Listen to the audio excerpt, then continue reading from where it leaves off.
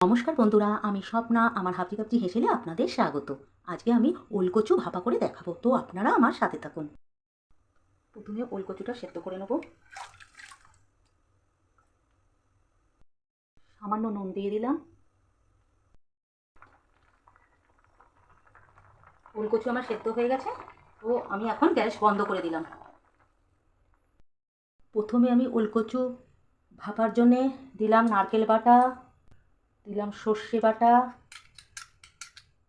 দিলাম নুন স্বাদ মতন, আর দিলাম পরিমাণ মতন হলুদ, আর দিলাম স্বাদ মতন চিনি, আর আগে থেকে ফেটানো টক দই,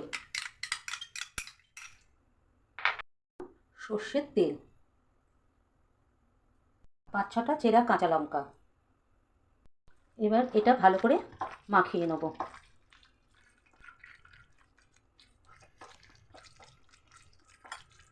এবার মিশ্রণটি এতে আমি ঢেলে দেবো ভাপার জন্যে।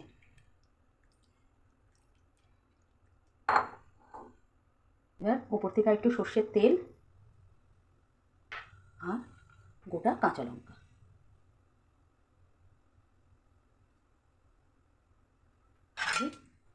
এবার ভাপাতে দিয়ে দেবো। জল ফুটছে, জলে বসিয়ে দেবো। 15 মিনিট বাদে এটাকে নামিয়ে দেবো।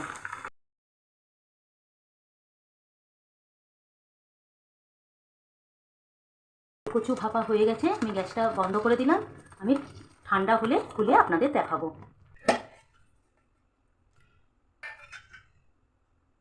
দেখুন বন্ধুরা, কতটা সুন্দর হয়েছে।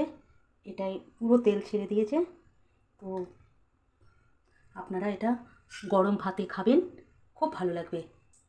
সর্ষে কাঁচা লঙ্কা বাটা আর টক দই আর নারকেল বাটা। তো ভালো লাগলে লাইক কমেন্ট শেয়ার করবেন। টাটা বন্ধুরা।